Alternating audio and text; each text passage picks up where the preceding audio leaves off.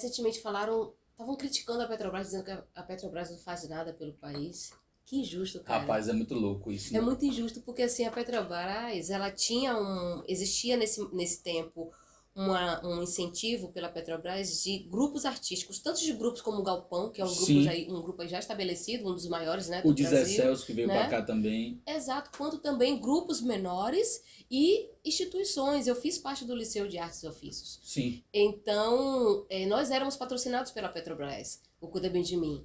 Então a gente viajou, a gente ia nas escolas, as escolas iam até o teatro, a gente tinha um ônibus que era do Cuida Bem de Mim, sabe? A gente foi fez a viagem pro Rio de Janeiro com o Cuida Bem de Mim, enfim, é, tanto nós como estudantes de escolas públicas tivemos essa oportunidade, quanto também pudemos compartilhar de alguma maneira essa oportunidade e formação, porque nós tínhamos a formação como atores e também como monitores artísticos, então a gente sim, dava oficina, a gente conseguiu fazer isso com a própria comunidade em si, onde quer que a gente fosse, né? Se a gente fosse para o Pinto de Carvalho, a gente fazia, se a gente fosse no subúrbio, a gente também compartilhava com a oficina. Rio de Janeiro, eu lembro que eu dei uma oficina numa quadra para 102 alunos, sabe? A gente dividia assim, sabe, em subgrupos para poder dar conta.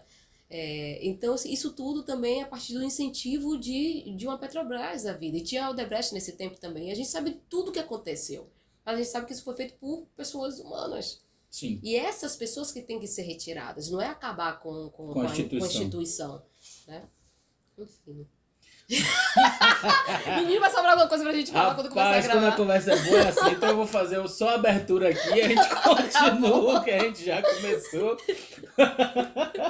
Inclusive eu vou até deixar. Tá gravando? Tá, graças a Deus. Galera, que bandido. Meu Deus. Vai, faz teu nome. Quando a conversa boa é assim. Então sejam todos muito bem-vindos ao ArtePod. Nós estamos recebendo aqui como convidada hoje essa atriz, produtora cultural, monitora artística, Jane Santa Cruz, formada em interpretação teatral. Essa mulher faz a coisa acontecer, viu? Oi, gente. Gente, é um prazer Guilherme estar aqui. Eu Prazer tava é falando, nosso. né, que a gente entra aqui e já se sente em casa. Eu não sei o quanto de câmera que pega aqui, mas assim, você sente, é um espaço super aconchegante. Então você senta, e aí já tem um cafezinho, já tem uma água, e aí Já tem começa o artista. bate-papo. Já começa o bate-papo, a gente vai, né? Tomei É um isso susto. mesmo. Então vamos rebobinar um pouquinho antes da gente chegar nas nossas, Gente, nas nossas nas mazelas. nossas mazelas artísticas, os momentos que a gente precisa superar. Vamos falar um pouquinho de você, sua Sim, trajetória como artista, como foi que começou sua vida na arte, sim. como foi que você começou. Você estava falando aí do Olha, Liceu de Artes e Ofícios, foi por sim. ali? Foi um pouco antes, na verdade, Tá. mas com uma certa antecedência, assim. Aqui na Bahia, como fala, a gente já estreia, né? A gente não nasce, a gente estreia. Então, eu tive uma sorte, nossa senhora, de ter uma infância, mas aquela infância de arrastar, assim, sabe, bumbum na areia, na lama, sabe, de entrar em casa cheia de lama. Carrinho de rolimã. Não, no meu carrinho de rolimã, na verdade, era um papelão que a gente colocava no topo da ladeira de barro e a gente saía assim escorregando, Esquibunda. e depois ficava de castigo. Eita. Mas então, assim, já nesse espaço, assim, nesse lugar de infância, a gente tinha uma trupe em nossa rua, lá na Santa Cruz, né? Legal. Eu nasci no Nordeste da Maralina, na região do Nordeste, mas no bairro da Santa Cruz. E nós tínhamos muita liberdade para criar. Então nós tínhamos a nossa trupe e ali a gente fazia coisa a sério mesmo, assim. Então a gente fazia concursos, a gente fazia pecinhas de teatro, a gente fazia coreografias que viravam espetáculos de dança, né? Eu, minha irmã mais velha, minha irmã mais nova também, mas ela é um pouquinho de uma geração, né? Uma geração que foi chegando, né? Sim. E os pais sempre apoiavam. Então, quando a gente parava para poder fazer os espetáculos, os concursos, realmente os pais apoiavam, a gente atacava, né, as dispensas todas para poder fazer a comida dos pais e tudo mais. Era muito interessante. Isso tudo foi estimulando muito a gente. Eu lembro de ter feito Romeu e Julieta nessa época, assim. Que Uma massa. coisa que mas eu só me lembro de cair na lama por alguma coisa. Eu acredito que eu não estava fazendo Julieta, não. Eu estava fazendo. Eu não lembro. Mas. isso tudo acabou me estimulando muito, estimulando também as pessoas. E aí cada um foi para um lado, né? Sim. Eu quis permanecer na arte, porque eu gostava daquilo. Eu gostava da sensação de estar em cena e despertar o riso, de ver às vezes minha mãe chorando. Eu ficava, por que ela tá chorando? Eu tô dançando, né? E então, com 7 anos aí eu já entrei num grupo de dança de lá do bairro, um projeto social que tem até hoje, chamado Arte de Dançar, com a professora Gisélia, com a manda um grande beijo, uma grande mestra, faz um trabalho lindo lá na Santa Cruz. E no projeto Arte de Dançar, é, eu fico muito feliz, assim, porque quando entrou a primeira peça de teatro, que foi um Alto de Natal, meu primeiro personagem foi um anjo, né? Eu comecei a ensaiar, comecei a fazer aquilo. Eu olhei pra ela e falei, Pro, eu amo dançar, mas eu quero fazer teatro. Então eu parti pro teatro. Aí eu tive que sair de Salvador, a gente teve que morar fora, né, em uma outra cidade, em São Jacuípe, durante alguns meses. E na volta, minha mãe e meu pai conseguiram, né, eles já estavam separados, mas meu pai, por trabalhar no setor da indústria, a gente tinha uma conexão com o SESI, então eu fiz Sim. teatro lá no SESI, no projeto chamado Projeto Viver com Arte, com o Natan Marreiro. E minha mãe foi fazer a inscrição e tudo mais, minha irmã e eu, né, fizemos. E o primeiro espetáculo, assim, que eu tive foi, depois, né, desse processo de criança, de que eu não estava sabendo muito bem o que estava acontecendo, foi o Rapto das Cebolinhas, né? E era interessante porque, assim, só existia uma vovó. E aí, o Natan acabou dividindo o personagem em duas, aí virou vovó Felícia e vovó Mafalda, assim. É muito interessante essas coisas que acontecem. Desde aí é interessante, eu comecei a trabalhar o desapego, Sim. que é algo muito interessante para nós artistas, né? Que muitas vezes a gente se apega ao personagem, a gente se apega a determinadas coisas. E aí, conversando com você que eu percebi isso. Eu comecei a trabalhar o desapego Ali naquele momento. ali naquele momento, porque só tinha um personagem. Fizemos tipo uma audição, né? Para um personagem, Sim. mas acabou que as duas meninas, né, estavam dando tanto que que ele dividiu o personagem, né? Ficou duas avós. Enfim, aí a gente, dando seguimento, eu me afastei um pouquinho, porque o bicho pegou lá em casa, então eu tive que fazer cursos e tal, para poder ajudar. Mas a minha mãe sempre me apoiou muito nesse sentido. Ao ponto de um dia, e aí vem o liceu, um dia ela falou, ela e minha tia falaram que estava tendo uma audição, uma seleção para um grupo de teatro e tudo mais. Eu falei, ô minha mãe, agora não rola, eu preciso conseguir um estágio para poder ajudar aqui em casa e tudo mais. Ela falou, não, vá fazer o que você quer. Aí eu tinha dentista nesse dia. Aí eu peguei o folheto da mão dela e falei, olha, é o seguinte, eu vou pro ponto de ônibus. Se passar o ônibus que eu tenho que do meu dentista, eu vou pro dentista. Se passar o ônibus de lá que vai pro liceu, né, do Pelourinho, eu vou pro Pelourinho. Aí passou o do liceu. Eu acho que eu fui As conspirações do universo. do universo. Eu acho que eu fui a última ou a penúltima a me inscrever. Era o último dia. Aí fui lá, me inscrevi. Foi um batalhão de testes, mas aí, né, passei. Conheci Fernando Santana na fila, inclusive, porque ele era de lá do Oh, bairro, mas a gente não se conhecia. Estudávamos na mesma escola, mas a gente não se conhecia. E aí, dentro do liceu, a gente já fez uma outra audição, né? Lá eu soube que Mafuz fazia o Cuida Bem de Mim, que era Mafuz o diretor do Cuida Bem de Mim, a primeira peça que eu assisti na minha vida. Minha escola foi assistir o espetáculo. E eu lembro que nessa época eu assistia o Cuida Bem de Mim enquanto as meninas estavam enlouquecidas com Lute, né? Eu encontrei a Ana Paula esses dias, né? A Ana Paula Bolsas, uma atriz incrível, maravilhoso. maravilhosa. Eu me lembro, né, que eu fiquei encantada com o espetáculo. E aí dentro do liceu tava acontecendo essa espécie essa espécie não, essa audição, foi uma audição tremenda já. Depois dessa audição que a gente passou para poder entrar, Primeiro para entrar e aí depois para fazer parte do espetáculo. porque o Mafuz decidiu retomar o Cuida Bem de Mim com aqueles adolescentes, né? Sim. E aí fizemos uma audição interna. E aí eu lembro que quando eu consegui o personagem, que foi Rita, e eu cheguei em casa assim, ai meu Deus, eu consegui Rita, eu vou fazer Rita, vou fazer Rita. Aí minha irmã, mais velha, chegou pra mim e falou assim, sua idiota, Pode falar idiota aqui? Pode. Sou idiota. Você não lembra que no dia que você assistiu Cuida Bem de Mim, a gente foi na escola, com a escola, você ficou encantada? Eu falei, lembro. Então, enquanto eu tava querendo ali o autógrafo de Lute, você chegou e falou assim pra mim, eu quero fazer aquele personagem, que era o de Rita, né? Eita. As conexões da mente, né? Enfim, e aí foi com Cuida Bem de Mim, a gente passou quase 10 anos com o espetáculo, um espetáculo que me ensinou muito. Para mim foi uma grande escola literalmente. Nesse período também aí a gente eu entrei na faculdade, na universidade, no curso de interpretação teatral, e para mim foi um reencontro com muitos desses mestres, o próprio Luiz Mafuz, que é um grande mestre, Maravilhoso. e tantos outros, Adelice Souza e Paulo Henrique Alcântara e tantos outros. E na universidade a gente formou um grupo que era meio os cinquentões, porque éramos a turma número 50 da UFBA. Então virou os cinquentões. Todo mundo achava que era assim, uma turma de pessoas Mais né? velhas e tal. Com os cinquentões, né? E aí a gente se formou com a Tire a Primeira Pedra, que foi um espetáculo dirigido por Mafuz. A gente lutou por Mafuz. Para mim é muito simbólico isso, esse lugar também da luta, né, do artista. E com o Atire a gente ficou um tempo, vários anos. A gente saiu da universidade e a gente foi para a estrada mesmo com o espetáculo. Eu fiz iniciação científica também lá na UFBA com a maravilhosa mestra também, Hebe Alves. E aí a gente fez Doroteia. E Doroteia, ela foi lá para Minsk, Belarus, num festival.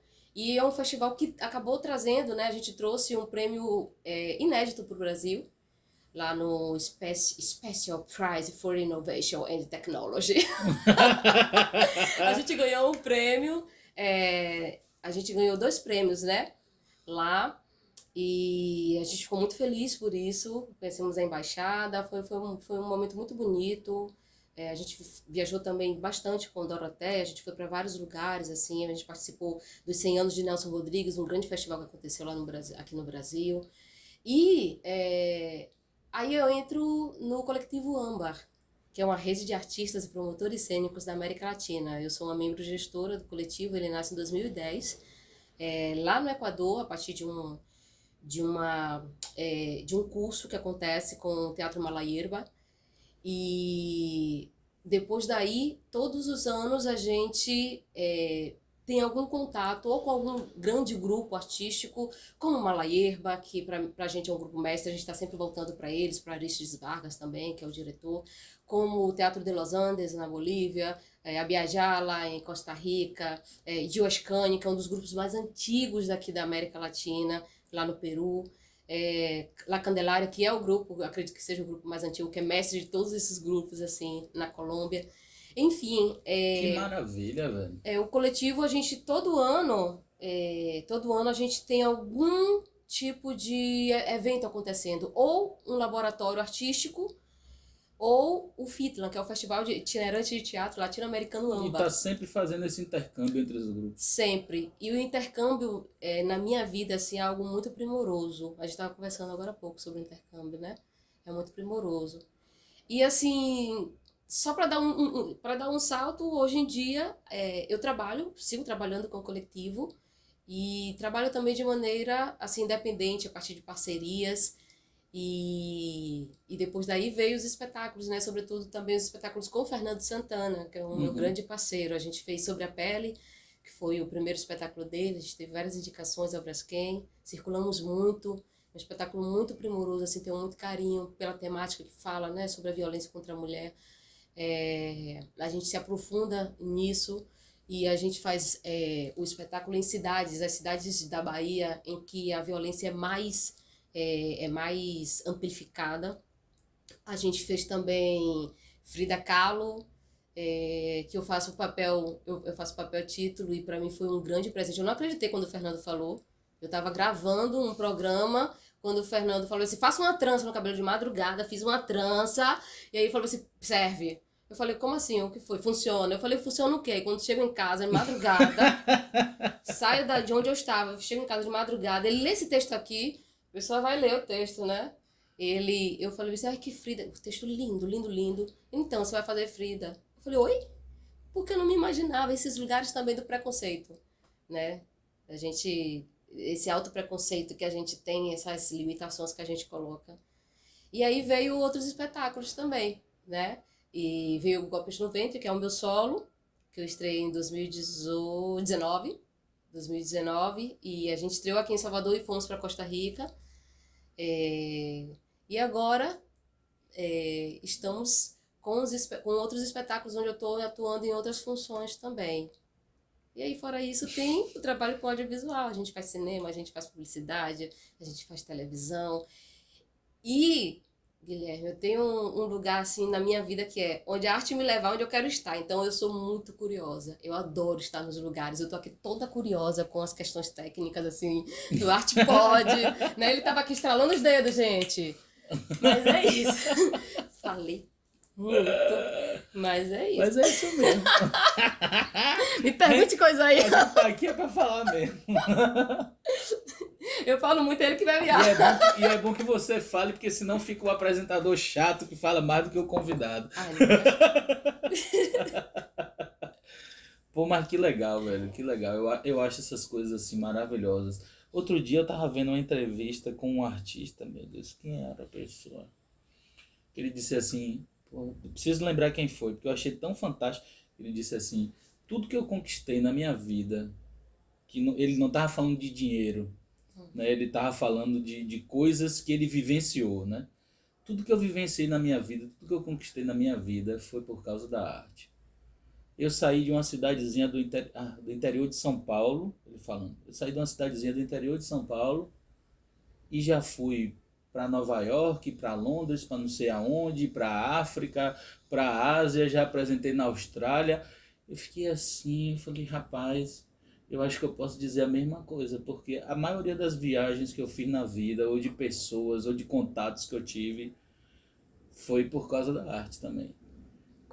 E estamos aqui também por ela, em nome dela. por causa dela. E eu sempre começo o ArtePod dizendo assim, né?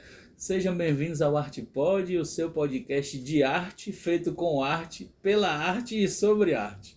Sim. Porque um dia eu conversando com uma pessoa e ele me disse assim, né? A arte é a salvação da humanidade. Aí eu fiquei pensando naquilo um tempão, aí ele fez assim, ó, já é um senhor bem idoso e tal, é uma pessoa que eu tenho assim como um mentor assim em muitos momentos da minha vida. E aí ele me disse assim, um dia eu fui no Museu do Vaticano, ele falando, né? Eu fui lá no Museu do Vaticano, tava lá na fila para ver a Pietà de Michelangelo. Aí eu olhei para um lado, olhei para o outro, eu vi um muçulmano, um judeu, um chinês, um japonês, um italiano, um alemão, um americano, um brasileiro, um boliviano, um não sei o quê. Aí eu vi um zen budista, um Hare Krishna, um não sei o quê. Aí começou a falar as religiões das pessoas que estavam por lá. Aí ele fez assim, e diante daquela maravilha que é a Pietà, não tinha cor de pele, não tinha religião, não tinha nada. Não tinha nada que separasse aquelas pessoas. Estava todo mundo embasbacado ali pela beleza daquela obra. Aí eu falei assim, de fato. De fato. A gente não tem... Quando a gente se depara com a obra artística, a gente não tem tempo para pensar nessas coisas que dividem. A gente só tem tempo para poder unir. Eu acho que, por exemplo, nesse momento, né, um momento pandêmico, que a gente ainda segue, né? Mas a gente teve, como segue tendo, o trabalho dos profissionais de saúde, mas nós artistas também fomos e somos fundamentais, porque a gente cuida da saúde emocional das pessoas, né? O que seria de nós na pandemia se não fosse, sei lá, aquele filme, né? Se não seria aquela peça, mesmo sendo virtual, mas aquela peça que faz com que a gente reflita, faz com que a gente siga acreditando, aquele espetáculo de dança que faz a gente levantar, né, para poder querer dançar junto com os dançarinos, né? Aquela pintura que faz com que a gente fique durante 1 hora pensando somente nela, né? E tira a gente de uma realidade, né? Então a arte tem esse poder, né? E os artistas têm esse poder de trabalhar com as nossas emoções, de tocar, né? E faz todo Você já sentido pensou essa a gente frase. ficar 2 anos trancado dentro de casa, sem ter um livro para ler, uma música para ouvir, um filme para assistir, uma peça para... Nada. Ia ser doideira total. É, Como é que a gente ia aguentar? exato. Porque o Pô, artista catalisa, né? se a gente olhar assim as mínimas coisas, né? As mínimas, mínimas mesmo. Uma porta. Tem arte ali. Tem arte ali. Se não tivesse o formato, a cor, a madeira, Sim, o jeito que abre, o jeito que fecha. Tem sim, arte ali, tem engenho, tem arte, tem. Né? De fato, é uma das coisas fundamentais para a sobrevivência do ser humano. Né? sim, com certeza. E nesse período que a gente vem passando, eu acho que muita gente vem refletindo, né, sobre se a humanidade vai ficar melhor, se não vai ficar melhor e tal, mas eu fico me perguntando se nós assim, individualmente, não estamos criando muita expectativa em cima da humanidade, esquecendo que somos humanos também, que precisamos fazer essa autorreflexão, Sem dúvida. né? Porque às vezes a gente fica cobrando muito de que algo maior aconteça, mas a gente esquece de que as pequenas coisas precisam acontecer na nossa vida, né? Os nossos pequenos vícios do dia a dia, né? É, a- os, e esse foi, né, esse é um período em que tem mostrado muito das nossas sombras, né? E Sem quão dúvida. importante também você reconhecer o quanto que você pode ser chato, o quanto que você pode ser, sei lá, invejoso, o quanto que você pode ser, sei lá, negativo. Porque é a partir desse reconhecimento, e a partir também desses erros, né? Muitas vezes, né, erros de ações em relação a uma pessoa e tudo mais, que você vai crescendo como ser humano. Porque depois você vai escolher, olha, eu estava indo para esse caminho, não deu muito certo, eu acho que eu vou retornar, ou então vou pegar um outro Sem caminho. dúvida. Né? Esses dias eu estava conversando com o senhorzinho, ele falou assim, é importante a gente se olhar de frente. Não é se olhar de banda, não. Só olhar só Sim. um pedaço da... Não, se olhar de frente. Eu sou isso, isso, isso. Ver tudo que não presta em nós, mas também ver tudo que presta. Sim, E se olhar nem mais nem menos. À sim, medida que você é. sim. E se olhar de frente. Meu Deus, eu faço isso? Faz. Mas pode também não fazer. Né? Nada a ver. Se supera. Você só se supera e só se transforma quando você se olha de frente. Né? E reconhece, E né, reconhece o que precisa ser melhorado, né? família. E nisso a arte ajuda muito, né? Sim, Aquela coisa dos gregos que diziam, vá assistir a peça tal, e aí a pessoa ia lá e sim. se E via ali se naquele os médicos conflito. receitavam, né? Exato! Receitavam, vá assistir o espetáculo tal, né? Porque isso era o Você remédio, vai fazer né? sua catarse lá. É. Mas a gente ainda tem, quando a gente pensa em arte terapia, por exemplo, eu tenho uma amiga que é formada em arte terapia, Perfeito. e a arte terapia eu acho que é, um lugar onde é, é um lugar onde como é que eu posso dizer, essa inclinação mais para o científico, né, ela tá ali, né, porque é muito medicinal a arte terapia, né, é, a arte em si mas assim, quando a gente pensa na arte terapia, existe ali um lugar também que trabalha com a psicoterapia, não é isso? É, você falou uma coisa assim que para mim é muito interessante. Eu ainda tô nesse senhor, nesse seu amigo, Ah, sim. né? Sobre a ideia da pietá. Porque nós intercambiamos muito, né? Às vezes no mesmo lugar, aqui em Salvador, por exemplo, a gente vai num espetáculo, eu tô aqui, estamos intercambiando, né? Em uma Sim. linguagem, né? Em uma outra linguagem, né? Nós não estamos num teatro, nós não estamos num set de filmagem, estamos aqui no seu set e estamos intercambiando a partir dessa linguagem. E eu acho muito interessante quando eu falei, né, sobre essa questão da formação e de como é massa a gente trabalhar o desapego. Não é que você não vá se apaixonar, não é que você não vá querer lutar por algo, mas é saber que aquele algo ali, ele pode passar por outras mãos e que bom, e que saudável, né? E o intercâmbio ele causa muito isso também. Intercambiando com as pessoas do coletivo AMBA, sempre que a gente chega em algum lugar para poder fazer uma ação em determinada comunidade ou entre a gente mesmo, a gente percebe a diferença cultural muito forte, apesar de sermos irmãos. Uhum. E do Brasil está bem de costas para a América Latina, vamos conversar, né? Sem dúvida. A gente fica falando muito das pessoas, mas a gente não pode esquecer que a gente está muito ligado, né? À Europa, né? Aos Estados Unidos e Canadá, mas a gente esquece um pouco de intercambiar com os nossos irmãos. A gente está mais voltado para o Atlântico do que para a Cordilheira, né? Essa parte do Brasil, porque o Brasil é muito litorâneo, né? É imenso, é continental, mas a comunicação a gente está de costas para a gente mesmo, né? Porque quando a gente pensa nos povos do norte, né? Enfim.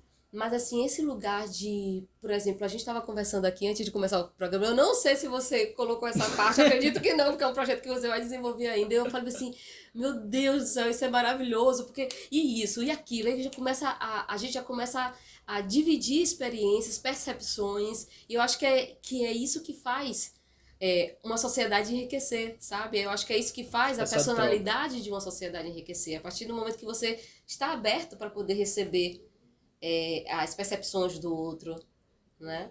E o intercâmbio, ele causa muito isso. Essa experiência é maravilhosa mesmo, de você conhecer gente de outros lugares, de outras culturas, de outra forma de ver o mundo, de outras relações com a própria natureza, às vezes, né? Às vezes a língua pega um pouco. É a barreira a ser superada. Menina, você sabe que eu nunca fiz curso de espanhol. A primeira vez que eu viajei foi para Venezuela, mas foi com o liceu. Sim. Então estávamos ali com a redoma de educadores e tal, né? Mas a segunda vez que eu viajei já foi com o meu grupo, um grupo que eu fazia parte, que era o Panaceia, e a gente foi para o Peru, para um curso com o Dias Cane. E eu achava que eu falava assim, porque eu memorizei uma folha de ofício com português e espanhol rápido, assim, para eu não morrer lá de fome. As sentenças básicas para sobrevivência. Básicas, tipo assim, falei devagar, entendeu? Onde fica, essa coisa assim. E eu lembro, assim, que eu vi as pessoas rindo, assim, de mim, né? Aí eu falei assim, não, não quero que as pessoas riem de mim, não. Aí eu fiquei calada, assim, uns 2 dias, basicamente escutando. Aí no terceiro dia eu comecei a falar o sotaque, mas o espanhol não vinha. Eu falava o sotaque peruano, mas o espanhol era todo... Até hoje tem um vídeo meu que circula por aí falando... Mas assim, mas eu adoro isso, assim, ao mesmo tempo, porque isso faz parte do meu próprio caminho de aprendizado, né? Hoje em dia eu digo que eu falo espanhol latino, mas é maravilhoso, assim, eu falo espanhol latino e callejero, né? Que de rua, assim, na situação de que eu falo, não é dos livros, e sim das conversas e do dia a dia. E isso a arte trouxe também, porque foi pela necessidade. Se eu não aprendesse, eu não iria conseguir compreender os meus companheiros, não iria conseguir compreender os meus professores, não conseguiria me fazer compreender muitas vezes, né? E também não despertaria a curiosidade sobre o meu idioma, né? Porque também tem isso, né? Eu acho que no intercâmbio é importante você dar e você receber também. Mas, onde é que eu queria chegar? Sobre essa coisa também, às vezes, do perigo desses encontros, né? Eu lembro que isso aconteceu, e volta e meia ainda acontece, muito menos hoje, que toda vez que eu chegava em algum lugar, que eu comentava sobre determinada coisa, eu pagava mico. Tipo assim, eu tava numa mesa de restaurante, e aí eu tava tomando um líquido, e aí eu, com a minha amiga, falei, isso parece alguma coisa. Aí eu falava, tubaína, só que tubaína, em espanhol, significa uma coisa meio... significa sua órgão genital feminino. Eu falava, tubaína, e a artista, né, tubaína, gente, como assim? Vocês nunca tomaram tubaína? E lá é super tradicional. Eu lembro do restaurante parando, sabe? Eu lembro das pessoas, as crianças no parquinho, assim, parando, olhando assim, o que é isso? Eu falo, gente, quem é essa doida? Quem é essa doida, né? Mas várias situações.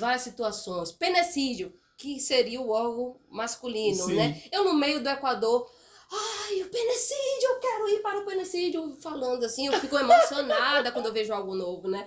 Enfim, várias coisas assim, várias situações, mas ao mesmo tempo são situações que fazem com que a gente cresça e que a gente tenha memórias para eu poder conversar com você aqui hoje.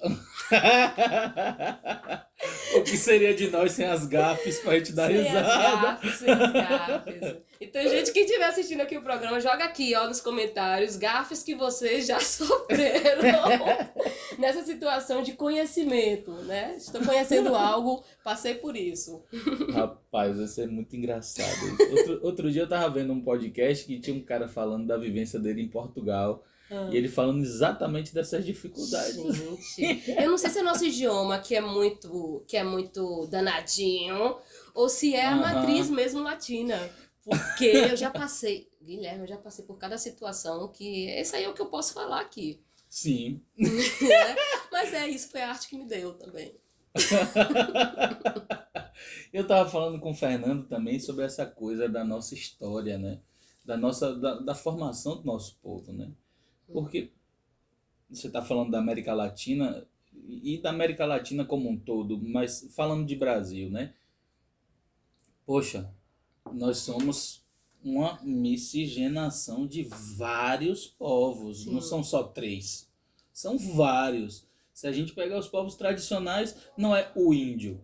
São vários povos, várias línguas, várias culturas, várias formas de viver, de ver o mundo, de fala, de deuses, enfim. Os povos de África que foram trazidos. A mesma coisa, não é o africano. São vários povos. O europeu não é o europeu, nem é o português. São vários. Então, isso aqui é um caldeirão cultural enorme. E por que a gente fica pensando em coisas de fora? Né? Eu estava falando com o Fernando assim. Rapaz, a gente assiste Game of Thrones. A gente assiste Vikings. Que é massa, é legal, não sei o quê, mas por que não ter sei lá, a Guerra de Guararapes? Que é a formação do nosso povo, né? Por que não ter a história da Bahia? Por que não ter, sei lá, a Casa da Ponte? Ou, enfim, a chegada dos portugueses? Ou aí Fernando falou assim, ou a Revolta dos Búzios. Eu falei assim, ou a Revolta dos Búzios? Por que não ter? Porque a gente está sempre tendo que consumir algo de fora, como se aquilo que fosse feito lá fora, ou as histórias de lá de fora, fossem melhores do que as nossas próprias. Isso tem muito a ver com a nossa própria formação de dar sempre mais valor ao que vem de fora, né? Quando a gente pensa no Rio de Janeiro, né, em que as mulheres usavam aqueles vestidos franceses, porque elas tinham a França como modelo, né? E esse de fora é sempre o Atlântico Norte, né? É, sempre pra lá. E assim, quando a gente, e é isso, esse lugar da miscigenação é muito forte, porque a maneira com que a gente fala, nós em uma frase podemos assim podemos ter, sei lá, algo de língua do indígena, algo do africano, algo sei lá, do inglês americano, né? Algo que é muito regional, né? Que seja muito daqui da Bahia. Em uma frase a gente pode ter isso, né? Porque nós somos isso, nós somos muito essa mescla. E eu compreendo também que, ao mesmo tempo que nós somos essa mescla, nós vivemos sempre sobre sobre a baqueta dos povos colonizadores. Sim. Entende? Ainda. Ainda. Então, ainda... e isso vem acabando, vem terminando a partir do momento que a gente vem questionando esse lugar do identitário, a partir do momento que a gente vem visitando ou revisitando a nossa identidade, pensando sobre o nosso cabelo crespo, pensando sobre a maneira com que a gente se expressa, mas eu ainda percebo que existe um sistema que é um sistema podador, em que você pode vir até aqui. A partir daqui você precisa se comportar de determinada maneira, senão você não é aceito. Aí você vira um ponto fora da curva. E esse ponto fora da curva, ele não é aceito em muitos espaços, em muitos lugares, né? Esses dias eu estava participando de um filme publicitário, que eu participei pela seleção e tudo mais, e aí na hora já estava fazendo testes e tudo mais, eu ia gravar no outro dia. Só que na hora que eles perceberam, na hora que eles perceberam que o meu corpo não era exatamente aquilo que eles queriam, Sendo que eu tinha feito uma bateria de testes antes, ou então eu acho que eles mudaram, não sei se eles mudaram. Mas assim, eles começaram a buscar, como é que eu posso dizer, justificativas para Pra mudar. poder mudar, para mudar. E eu fiquei sabendo assim que eles mudaram, na verdade, por um áudio vazado, né? Hum, Até então, nem a produtora de elenco daqui de Salvador sabia que isso estava acontecendo. Enquanto eu estava lá durante 7 horas fazendo prova de roupas e nossa. tudo mais, né? Enfim, foi algo que até me fez ficar muito doente, a ponto de uma médica a minha médica falar, olha, tome antidepressivo. Eu falei, não, eu preciso trabalhar, assim, o meu antidepressivo vai ser eu refletir sobre o que está acontecendo, buscar corrigir em mim, me valorizar para poder seguir adiante, porque a minha imagem eu preciso trabalhar com a minha imagem. Isso não pode me deter, né? Com certeza. E isso, eu tô falando isso, sabe por quê? Porque ao mesmo tempo que nós somos miscigenados, nós somos extremamente mesclados, né? É difícil você ver uma pessoa no Brasil que em seu sangue não tenha aí a mescla de vários. É Aham. muito difícil. Você pode até ter uma pele mais preta, você pode ter uma pele mais branca, mais amarelada, mas o seu sangue possivelmente vai estar ali todo misturadinho, Sem dúvida. né? Mas, ao mesmo tempo, aos olhos de determinado sistema, você precisa ter aquele molde. Sim. Se você foge daquele molde, aí você. Né? E a gente está passando por um momento, não sei se você vem percebendo, Guilherme, de quanto mais humano, quanto mais real, quanto mais aqui agora, melhor, né? Quando a gente vê É. os blogueiros, os influencers, né? Quando eu vejo a manifestação de vários blogueiros que eu conheço, assim, que vêm da periferia e que explodem pela maneira que falam, pela maneira que vestem, pela maneira que veem o mundo, né? Porque são pessoas reais que abriram a câmera, né? E isso é o que vem atraindo, porque o nome disso é representatividade. Então, quando eu vejo que eu passo por determinada situação e que eu falo, mas a campanha não é sobre representatividade, a campanha não é sobre seres reais, eu sou uma mulher real, eu posso amamentar um bebê com uma cicatriz no peito. Sem Eu dúvida. posso amamentar um bebê tendo uma queloide, né? Então, Não tem nenhuma boneca fabricada, né? não tem, não tem, né? O menor não precisa ser fininho ou Pra seja, ser uma mãe. para ser uma mãe, não é? Essas Eu tava coisas. lá em São Paulo, teve um tempo que eu morei lá, né? Quando eu tava estudando no Instituto Stanislavski lá. E fiz alguns testes pra TV, pra publicidade e tal. E sempre era aquela coisa assim, não, mas você tem que falar neutro. Assim, Que diacho é e isso? como é que fala neutro? Então, o neutro é o paulistês, né?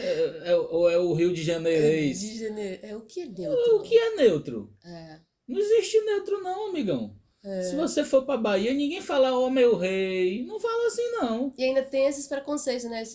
Ai, meu Deus, tão atrasado. Gente, vamos atualizar, porque isso aqui a gente não fica falando assim, Ah, não. velho. É, Aí você fala assim, sim, e o neutro é o quê então? Que diacho é neutro? É a linguagem da televisão que a Rede Globo, que no caso era a Rede Globo mesmo na época, né, que aham. inventava essas coisas, de É, que o neutro, o correto, o normal era ou o carioca, ou o paulistano, ou uma mistura das duas coisas, é. né? Ah, eu lembro de um dia que eu fiz um espetáculo lá no Rio Isso é de muito Janeiro. louco. Aí falaram bem assim. Foi o Cuida Bem de Mim, inclusive. Foi a primeira vez que a gente viajou com o espetáculo pra fora daqui da Bahia. Falaram assim: ah, deixa a Rita. Rita, você pode falar alguma coisa, seu sotaque é tão bonito. Aí o pessoal na plateia falou isso, né? Lá no Rio de Janeiro.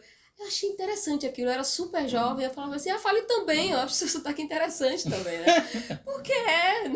É, É isso, porque vocês cantam quando falam, né?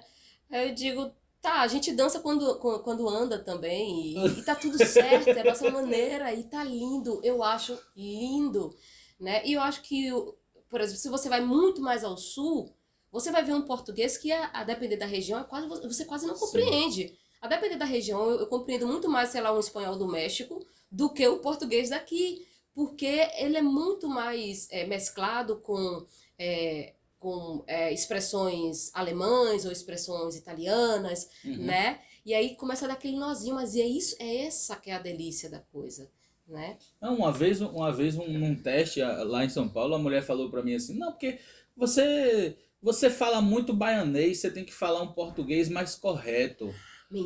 Foi. Mentira. Aí eu falei Que assim, aí eu baixaria. falei assim, tá, então eu vou falar igual meu avô que é maranhense, porque quem fala o melhor português do Brasil é o povo lá do norte. Que é o português mais próximo Do, do do, do português, do formal correto, formal. né, entre É, aspas.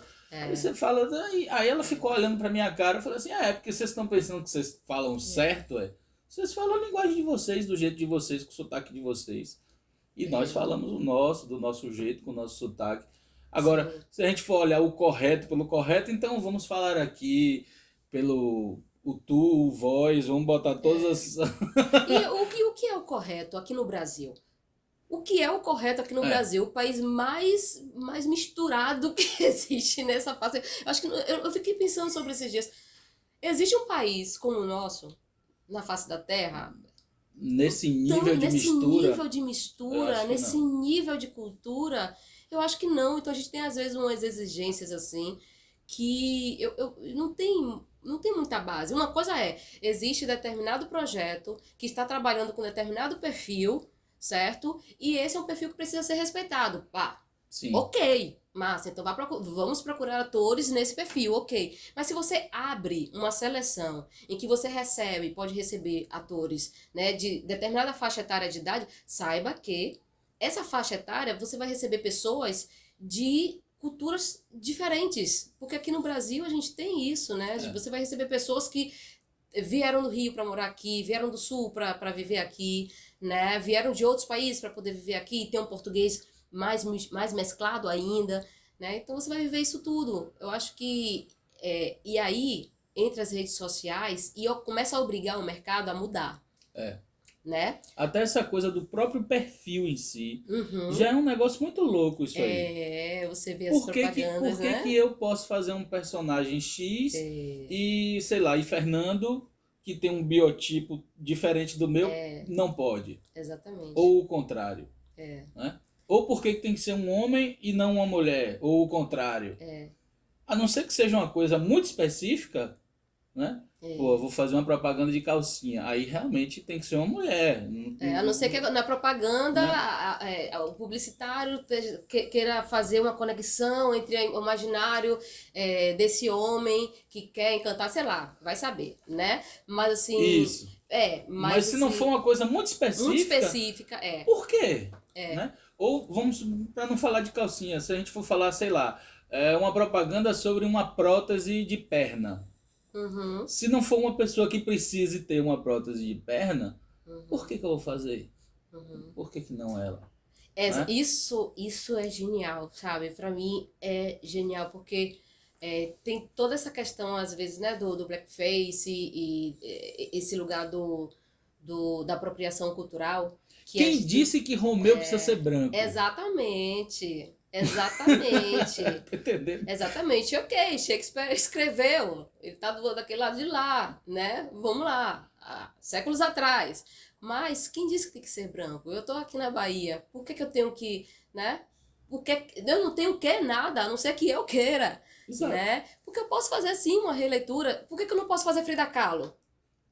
Eu lembro que teve uma vez que eu tava saindo do ensaio, e aí tava eu e uma companheira minha, Mariana Borges, maravilhosa atriz. Ela fazia Chavela Vargas, Sim. né, no espetáculo que foi um dos amores de Frida, né? Frida foi uma danadinha, ela teve vários amores, adoro. E uma menina, né, super bacana, ela falou bem assim: ai, que bom, tô sabendo que vocês estão fazendo Frida Kahlo. Você é a Frida, né? Com a Mariana, ela. Não. A Frida, né? No caso, né? E Ela. Mariana ainda é loura. Né? Assim, mas por que não? Por que que eu não posso fazer Frida, né? Vamos conversar que Frida era uma fusão também, né? Matriz indígena e também matriz europeia também. Então, Uhum. vamos conversar que a gente pode fazer sim.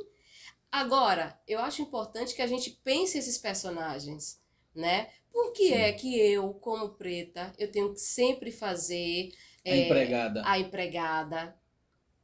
Eu não sou contra fazer uma empregada desde que essa empregada ela tenha determinada personalidade, determinada função reflexiva. Não seja uma figura, entende? Que esteja ali pairando. Só um estereótipo. Só um estereótipo, né? Mas que ela tem uma função inclusiva mesmo, uma função reflexiva dentro da história, Sim. né? E assim por diante, né? Outros personagens que geralmente sempre nos colocam. Mas aí eu estava falando sobre essa questão da rede social, porque a rede social, acredito, que vem obrigando o mercado a mudar a sua percepção sobre o que é que a gente gostaria de ver, né? Se é interessante para mim ver um cara como Rodrigo Hilbert, que eu admiro, um cara super... gente que faz... Rodrigo Hilbert, né? Ou se é, sei lá, um outro cara que mora na comunidade tal. Às vezes eu quero ver o outro cara mesmo... Eu quero ver o outro cara da comunidade tal consertando ou produzindo ou usando a criatividade dele, né?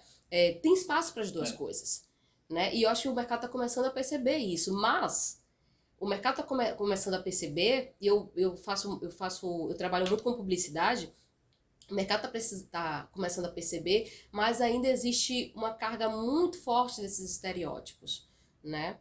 E a gente vai quebrando, aos poucos a gente vai quebrando. Há alguns anos atrás, aonde que a gente pensaria em estar vendo um filme como Medida Provisória, por exemplo? Medida Provisória, né? Já começa a partir do lugar do diretor negro, roteirista negro, né? Uma equipe preta, porque a equipe, eu acredito que uma grande maioria é preta, já começa sobre esse lugar, né? De você ter essa oportunidade, / direito, de você colocar uma equipe preta para poder fazer um filme desse tamanho, né? E isso vai para outros lugares também, onde que há algum tempo atrás você veria um diretor preto tendo a independência de colocar um espetáculo. Acontecia, né? Mas não era assim algo mais naturalizado como a gente vê hoje, né? Sim. Além dos vários coletivos, a gente vê também vários artistas independentes desenvolvendo sua prática, né? Podendo criar conexões com a sua prática, às vezes para além da cidade, né? Vai para o interior, né? Vai para outras cidades do interior e se comunica com outros artistas, com outros centros culturais, né? E isso a gente vai quebrando aos poucos, porque a gente também vai percebendo que nós, como sociedade, vamos manifestando a nossa vontade de ver mais da gente ali. Sem dúvida. Eu sinto muita vontade de ver mais de mim no cinema nacional, por exemplo. Eu fico pensando assim nas atrizes pretas, né? Temos muitas, mas eu fico pensando nos lugares de protagonismo, né? Eu não vejo tanto. E as próprias histórias que são contadas também. As próprias histórias, eu gostaria de ver mais atrizes pretas fazendo outras histórias também, né? Além das histórias sobre as negras que saem da periferia e que ganham a vida, né? E que crescem na vida, massa. Mas eu gostaria também de já ver uma história onde uma preta já é uma executiva, entendeu? E uma preta que sabe lutar e que, sei lá, vai defender, não sei, uma instituição, a preta polícia, enfim. Eu tô falando assim dessas histórias. E que às vezes não precise nem ter um discurso militante. Não. Porque a coisa precisa ser natural. Mas, Guilherme, só o fato da gente estar em cena, isso já é político. Sem dúvida. O artista, ele é um ser político. O artista brasileiro é um ser político. E o artista preto e indígena é um ser político que já começa a trabalhar em outras camadas também. Então, quando eu entro em cena, ainda que eu não esteja falando, mas o meu entrar em cena, ele é político, porque eu tô vindo, junto comigo tá vindo muitas mulheres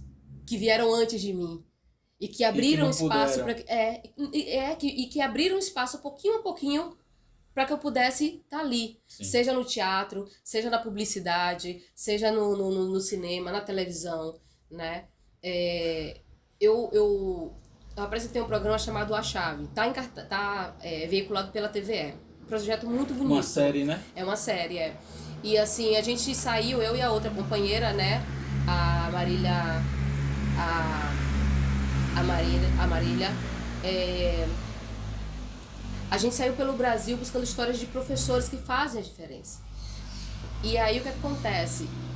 A gente começa a escutar histórias de resistência. E eu falo ok, nós artistas somos muito resistentes, mas quando a gente pensa nos profissionais, né, todos eles, os professores, sobretudo, eles têm uma história de resistência muito forte, e é a Nossa. resistência junto com o compromisso de estar também, eu não digo nem só resgatando vidas, ajudando a resgatar vidas, mas assim, valorizando essas vidas, ajudando elas a perceber o quanto que a presença delas aqui nesse plano é importante, né? Então, nós artistas temos essa missão, a gente trabalha com as emoções, né? Nós somos escultores, né, de emoções, trabalhamos com emoções, trabalhamos com sonhos. E as outras profissões, profissões como de professor, por exemplo, também trabalham. Para mim é a principal profissão, Sem é a mais dúvida. importante. É a mais importante. Concordo com você. Pouquíssimo valorizada aqui, né, em nosso país, sobretudo. Mas por que eu estou falando isso?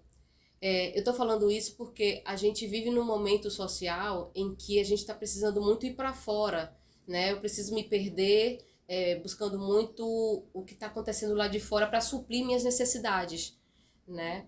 E meus medos. Mas quando a gente pensa no que veio antes da gente, nas pessoas que vieram antes da gente, eu digo assim, pensa na sua profissão. Em sua profissão, por que é que você está nessa profissão hoje? Né? Algum estímulo você teve. Então, Sim. quando passar pela dificuldade, lembra desse estímulo, lembra dessas outras pessoas, ou então busca referências, né? Porque isso fortalece, porque sim, nós estamos em um momento emocionalmente muito doente, é importante a gente reconhecer isso, É né? verdade. E essa coisa do discurso exacerbado, né? Outro dia eu tava vendo assim, né? Outro dia não, tá corrente, né, no momento, essa coisa assim, isso é mimimi, ou tal coisa é não sei o quê. Aí eu fiquei pensando assim, falando sobre essa coisa do negro, da mulher, do índio, do... Aí eu fiquei pensando sobre isso, eu falei assim, tudo bem, por um lado, tem uma coisa assim muito pan, né? Uma equipe de negros, então não pode entrar branco aqui. Aí fica parecendo como se fosse um. Ó o raciocínio, tá? Fica parecendo como se fosse assim, o tal do racismo reverso, né? Ai, meu Deus, Aí, que isso não existe. mas calma que eu chego lá, calma que eu chego lá. Aí depois eu fiquei pensando assim, falei assim, gente, mas é o pêndulo. O pêndulo tava tão para um lado que agora precisa ir um pouquinho pro outro lado. Pra gente chegar no equilíbrio das coisas, tá entendendo? Tem espaço para todo mundo, tem visão para todo mundo, tem tudo para todo mundo. Mas a coisa ainda precisa ser desbastada, essa mata ainda precisa ser aberta, sabe? O caminho ainda precisa ser rompido, a força, infelizmente, mas que é o que tem para hoje. Né? Quando você É fala. muita luta, velho. Luta. É E muita luta. às vezes, assim, quando você fala assim, né? Esse termo mimimi, eu penso assim, ó, a imagem que eu tenho. Eu gosto de imaginar as coisas, né? A imagem que eu tenho, tipo assim, era uma família, né? Uma família bem tradicional, assim, né? Doriana. Uma família bem tradicional, tipo né? Bem tradicional, acho que a galera já se ligou, que estavam assim no sofá de casa, assistindo ao jornal, aí começaram a ver, né? Uma galerinha assim, com Esquisita. esquisita, assim, com outros tons de pele que não eram deles, assim, né, fazendo as coisas, assim, na novela, fazendo, como assim, tá fazendo um personagem que tem mais de duas falas, olha, e começou assim, sabe, a se coçar assim, né, e falou assim, não, isso é um absurdo. E eles estão tendo ainda essas oportunidades e estão reclamando de quê? Vamos chamar isso de alguma coisa? Aí fizeram uma reunião e resolveram chamar de mimimi. Sabe? Então é o seguinte, o que essa galera chama de mimimi, eu acho até muito perigoso quando eu vejo pessoas assim que eu conheço falando assim. Mas o que essa galera chama de mimimi, eu chamo de resistência. O que essa galera chama de mimimi, eu chamo de auto-oportunização. Sabe? Sim. Eu chamo da gente assim, porque muitas vezes a gente precisa chutar a porta para poder entrar. É isso mesmo. Né? Então, assim, claro, eu acredito que somos seres humanos, às vezes sobe um pouco pra cabeça, aí a gente quer dar, né, os textões, a gente quer lacrar, né? Eu acho que tem um nível de periculosidade nisso.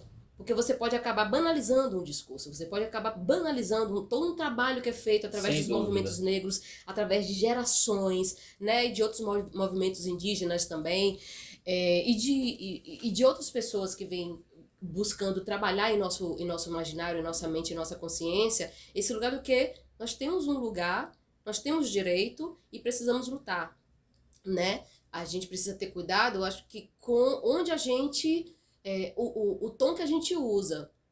Porque sim, eu não critico quem precisa gritar para poder ser ouvido. A gente precisou gritar muitas vezes. Mas a depender do espaço, a gente precisa falar bem baixinho. Para que quem acha que a gente está fazendo mimimi sinta na pele Uhum. a dor de receber determinada crítica ou determinada manifestação em um tom que talvez eles nem conheçam. Ou às vezes a nossa pausa é a melhor coisa também. Porque às vezes a pausa faz com que essas pessoas Se escutem. se escutem. Eu acho que tudo é uma questão de estratégia, muitas Sim. vezes, sabe? Concordo com você. Eu acho muito louco, no sentido do negativo mesmo, assim, né? As pessoas dizerem que no Brasil não existe racismo, que não existe isso, não existe Pelo aquilo. amor. Rapaz, outro dia a gente viu aí, aqui em Salvador, na cidade mais negra fora da África, Socorro, né? uma senhorinha que chorou quando pegou na mão da repórter, que era branca. Gente. Você viu isso? Não vi, não. Porque ela estava numa situação de... O termo jurídico é trabalho análogo à escravidão. Mas no dia a dia mesmo, no frigir dos ovos mesmo, era trabalho escravo, né? Claro. Uma senhorinha trancada dentro de uma casa que recebia uma grana de aposentadoria, de pensão, de sei lá o quê, e aquela família tomava aquele dinheiro e... Quer dizer, uma pessoa da família estudava medicina com o dinheiro daquela senhora, velho. É uma coisa muito louca, né? E isso a gente olhar e falar assim, velho, nós estamos em 2022, E ainda século acontece. 21, E segue e acontecendo. tem uma senhora negra que chorou quando pegou na mão da repórter, porque ela nunca na vida pegou na mão de uma pessoa branca. Isso é muito E doido, aqui, isso era velho. importante pra ela, porque colocaram isso no imaginário. Ela não conhece outra realidade. Rapaz, muito louco. é uma coisa, velho, Nossa, Guilherme. é muito, no mínimo, para não dizer outra palavra, triste. Porque Nossa. o mínimo que eu posso dizer é que isso é triste. Mas você sabe que isso... Essa semana, Sim. uma família negra em Belo Horizonte, dentro do metrô de Belo Horizonte, você viu essa ou não? Vi. Eu vi. E uma senhora sentada de frente para De eles. frente pra ele, eu vi. E soltou os cachorros em cima das pessoas e falou, eu sou racista mesmo, e pode filmar, e pode fazer o que for. Eu vi, depois parece que que a defesa dela falou que ela não era racista, que até tava usando preto. Porque ela tava toda vestida de preto, Rapaz, né? é muito doido isso, Eu né? achei isso tão louco, mas assim, você percebe Nossa também que isso Senhora. em algum nível, tem a ver também, esse lugar dessa emoção dessa senhorinha tocando na pessoa branca, né?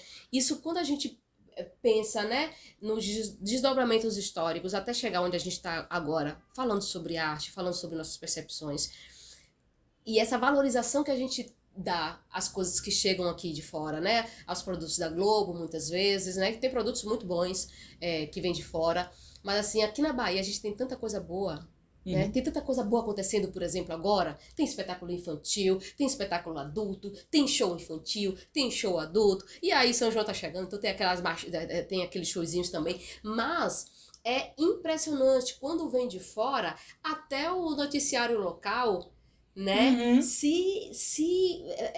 Eu lembro que até um tempo atrás, eu não sei se ainda tá, mas assim, os atores, eles eram convidados para poder estar no Bahia meio-dia, por exemplo, para poder ser entrevistados. Eu fico Sim. pensando, mas por que a gente não vê isso com os artistas da Bahia?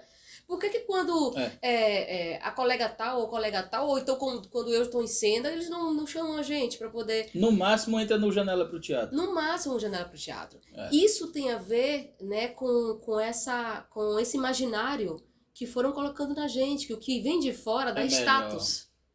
É status. Então, tocar numa mão branca, de alguma maneira, é status. Você se relacionar com um branco ou com uma branca, né, tem um certo status. né? Porque você sai da sua condição, né, que é uma condição ínfima, e você está começando a ter acesso a uma condição que é muito mais aceita e tradicional. Você está entendendo o que eu estou Sim. falando? Eu estou falando sobre uma coisa que tem a ver, claro, é uma questão cultural, estou trazendo por uma questão histórica, né, onde a gente está falando assim, até, né, mas assim, mas tem a A nível ver, de funcionamento do pensamento das pessoas, né? é, e isso foi impregnado na gente de uma maneira tão sorrateira, de uma maneira tão, impregnado no sentido de, assim, de mantido, Sim. porque o corte foi brusco, né? Ela assinou a lei, Acabou. né?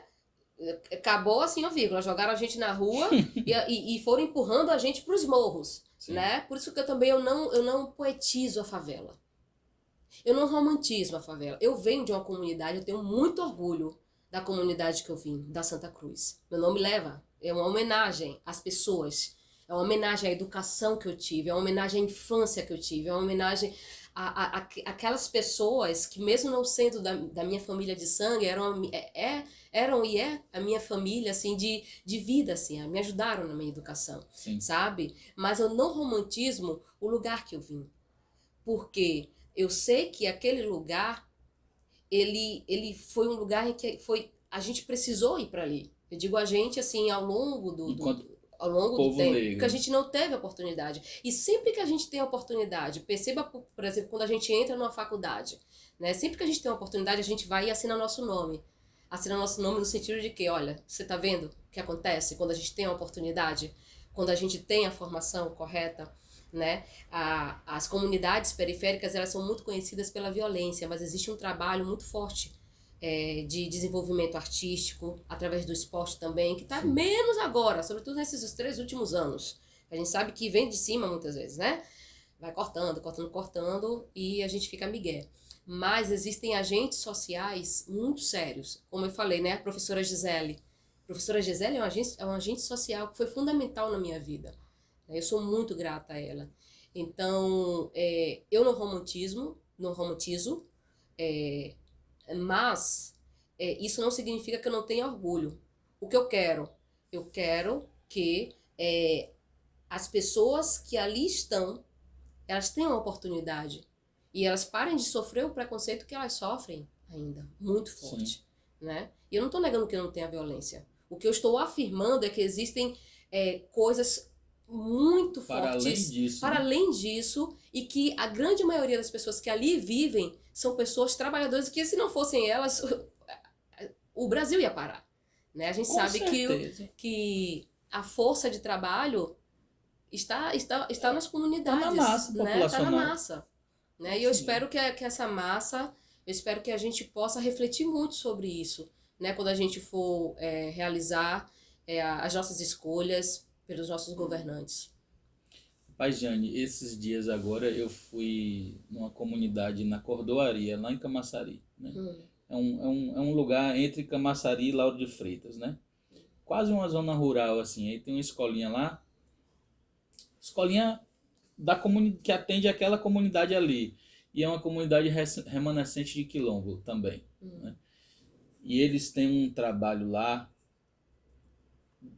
lógico, de educação dentro da escola e tal, não sei o quê. Mas o povo ali em volta trabalha muito com biju, com casa de farinha, né? Então, e uhum. são as mulheres que coordenam aquilo tudo e tal. E aí eu fui lá dar uma aula de teatro para os meninos lá, porque a professora chamou a gente para fazer um trabalho voluntário lá, de trazer outras perspectivas para aqueles meninos, né? E aí cada mês vai ter um profissional indo lá de uma área diferente para falar para eles sobre medicina, sobre, enfim, sobre qualquer coisa. E a primeira que ela queria que fizesse foi com arte. Aí me chamou, né? Aí eu fui, dei uma aula de teatro lá para os meninos, passei uma tarde lá com eles e depois eu fui visitar uma casa de farinha, fui na casa de uma senhorinha lá e tal, não sei o quê. Fiz umas fotos, fiz umas filmagens e fiquei conversando com ela, né? Sobre como é que era o trabalho dela. E aí ela foi me contando que é uma comunidade toda envolta. Aí tem um detalhe que é o seguinte: quando eu fui chegando, né? Tava eu e mais duas amigas, a gente chegou de carro, né? procurando ela chegou com a cara assim meio assombrada. Aí eu falei assim, tá assombrada, mulher? Aí ela falou assim, eu não tô devendo na boca, né? Quem conhece, conhece. Quem Aí sabe. já chegou assim no pá, né? A realidade É. latente assim na cara, né? Será que todo mundo sabe aqui que é Eu boca? acho que sabe, Sabe, né? Aqui, pelo menos aqui em Salvador, sabe. sabe? Eu não tô devendo nada. Eu não tô com medo de nada não. Não tô devendo na boca. Eu só não tava esperando uma Gente. visita agora e tal, não sei o quê. Aí É, eu, beleza. Aí fui conversando com ela. Isso foi, já a chegada já foi assim, né? Aí ela foi me explicando, me mostrou a casa de farinha, me mostrou como ela trabalha, como é que ela faz, não sei o quê. E eu fui vendo para aquela hum, senhora que não teve escolaridade, que os filhos dela estão estudando na escola, mas ela própria não teve escolaridade. hum. A irmã dela é a professora da escola. Gente. E eu fiquei olhando a visão empresarial que aquela mulher tem. Uhum. E ela mora num lugar, Jane, que é uma casinha simples, no meio de uma zona rural, no alto de um morro. Isolada, e a casa de farinha atrás, a casa da outra irmã mais embaixo. Todas as duas trabalham com só a irmã que estudou é que é a professora da escola. Ela é uma espécie de Entendeu? matriarca? É por aí. Uhum. E aí, ela só não é a matriarca porque das irmãs ela é a mais nova. Ah, tá. Aí eu fiquei observando ela. Aí ela falou assim: não, porque. Aí foi me mostrando os tipos de biju que ela fazia e tal. Aí tinha um biju que tinha uma cor roxa. Aí ela falou assim: não, porque esse biju aqui é feito com uma flor assim, assim, assado para dar a cor do biju, porque eu fiz um curso de plantas de punk, né? Aquelas plantas comestíveis não Sim. convencionais. Eu fiquei olhando assim e falei assim: caramba, olha a Gente. cabeça dessa mulher, velho. Imagine se essa mulher tivesse uma oportunidade de escolarização Uhum, plena. Aonde uhum, essa mulher não estaria hoje, uhum. Sim. né? Profissionalmente falando, né? Porque enquanto mãe, enquanto comunidade ali, figura da comunidade, é uma pessoa lá na frente já, né? Sim, sim. Interessantíssimo. E aí eu fiquei observando assim, aí ela me falou, não, porque vai ter uma feira em tal lugar, a gente vende o biju e não sei aonde, no shopping Estrada do Coco e não sei o que, papapá. E agora nós estamos nos juntando com todas as outras mulheres que fazem biju aqui, porque a gente vai começar uma cooperativa. Aí eu fiquei observando aquele movimento e falei, rapaz, imagine quantas mulheres dessa não estão perdidas por aí, por esse Brasilzão afora, É, com só certeza. esperando só um incentivo ou Incentivo. algo que vire a chave assim para ela mudar a vida dela. É. Aí eu fiquei conversando com o marido dela, né? Aí eu saí e tal, deixei as outras colegas que estavam comigo conversando com ela e fiquei do lado de fora conversando com o marido dela. O marido dela, também um homem negro, sem muita escolaridade e que profissional do boxe. Só que em um determinado momento da vida dele, ele teve que, pela questão da sobrevivência, não dar continuidade enquanto esportista, Sim. mas que hoje ele fazia questão de dar aula de boxe para todo mundo da comunidade. Desde Ai, aí me mostrou gente. assim, os meninos estavam brincando ali na frente de 3 4 anos. Ele falou assim: daquele menino ali até os mais velhos eu dou aula aqui e dou aula de graça, que é para os meninos saberem que não tem só a força do tráfico aqui não.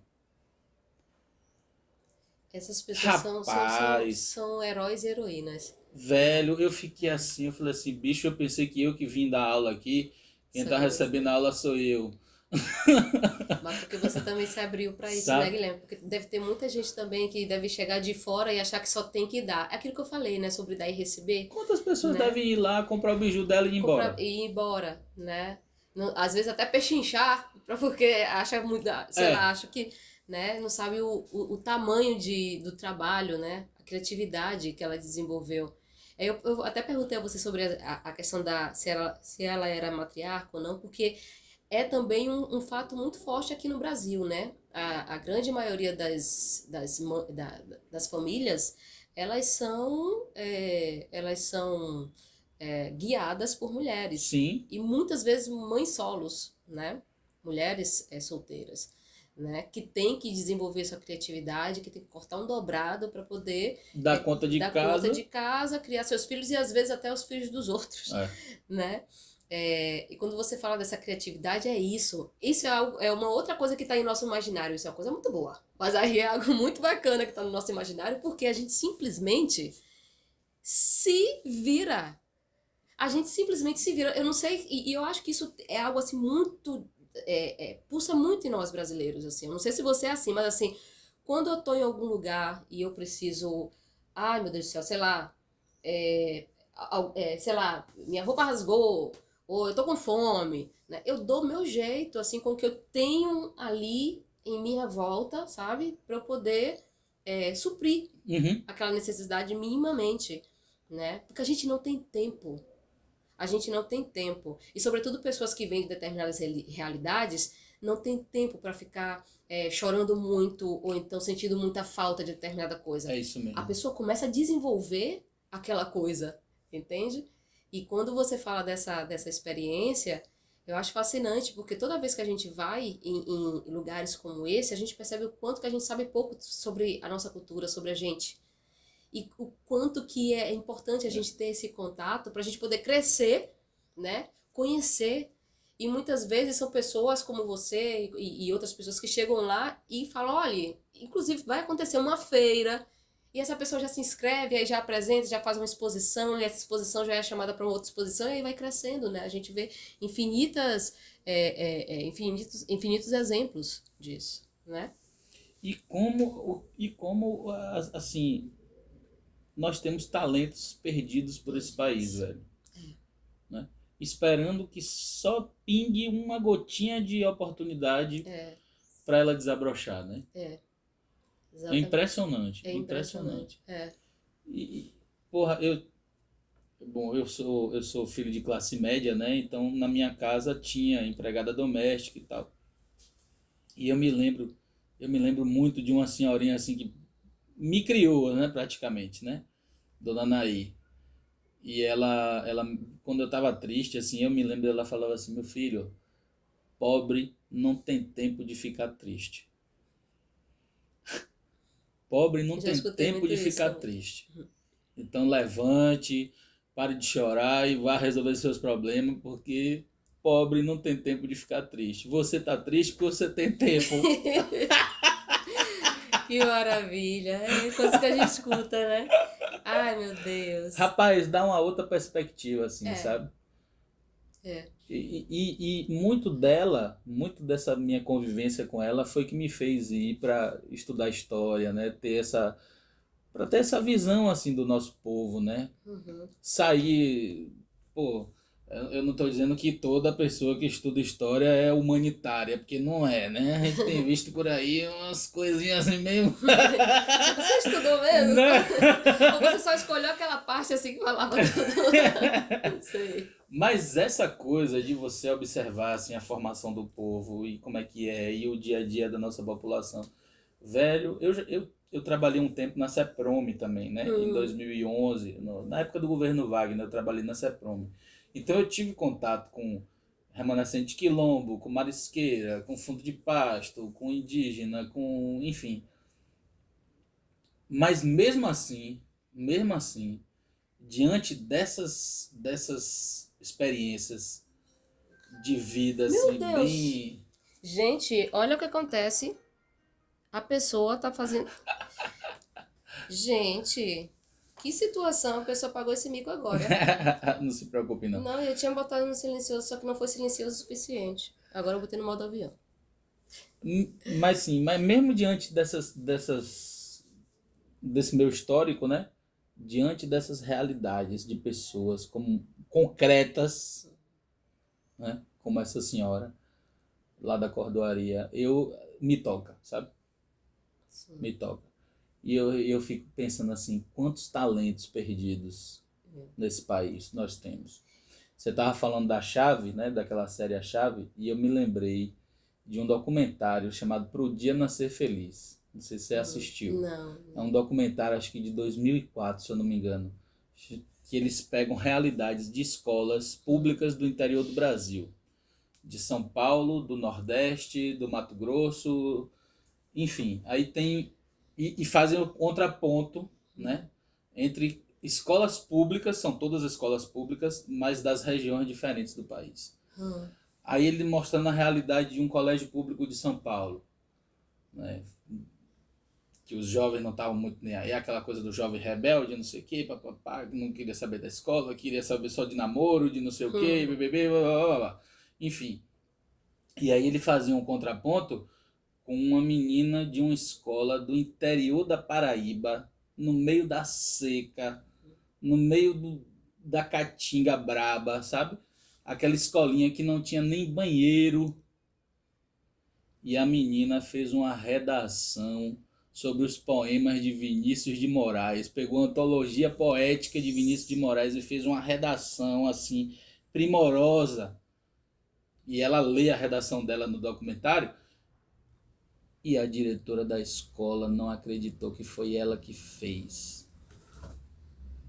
Nossa. E ela contava aquilo no documentário. Nossa. Ela falando assim, velho. Aí você fala assim, meu Deus, velho, como é que pode um negócio desse, né? Um talento perdido no meio do nada. E que, porra, você tá vendo ali aquela flor ali precisando de água para desabrochar. E alguém vai e corta, né? Fala assim, não, você não tem capacidade para isso. Você copiou isso de algum lugar.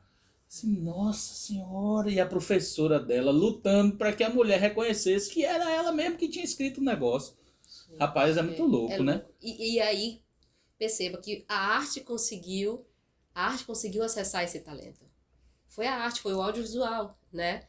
E o audiovisual tem se transformado para mim em um grande amor também, assim como o teatro, né? Que é meu Sim. berço, é minha cama, é minha mãe. Mas o audiovisual também, porque o audiovisual tem me trazido essas oportunidades de conhecer o ser humano na convivência do ser humano, né? Na convivência com o ser humano.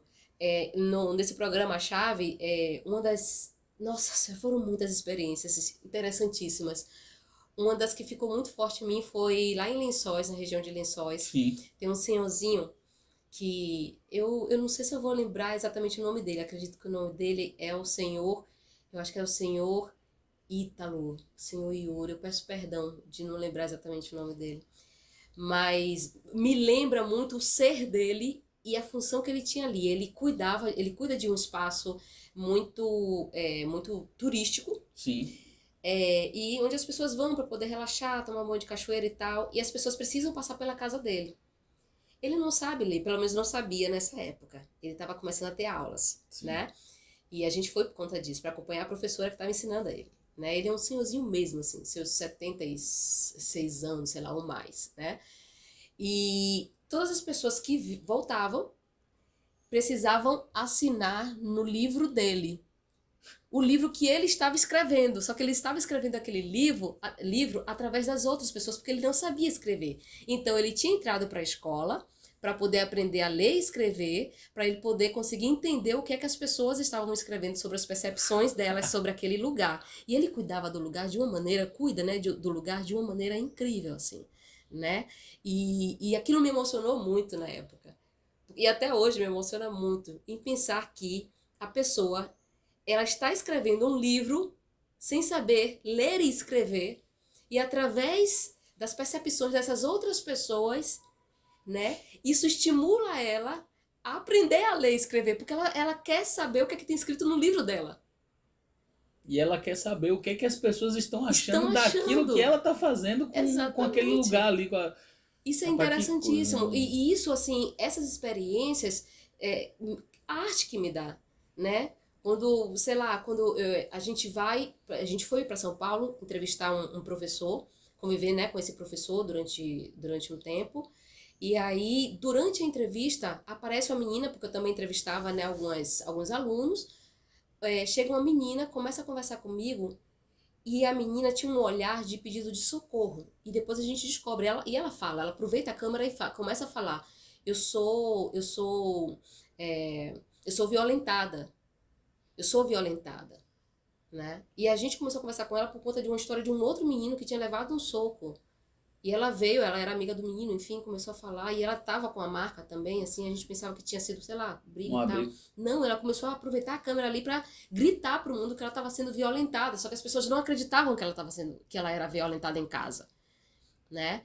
E eu lembro da equipe falando assim, Jane, corta, corta, corta. Eu falava, não pode É um pedido cortar, de socorro, né? né? É um pedido de socorro, pelo menos, ainda que aquilo dali, que aquela história ali não pudesse ir para o vídeo, porque a gente sabe que tem uma série de coisas que envolvem, né? Sim, Mas assim, a gente precisava dar a oportunidade dela falar. sim.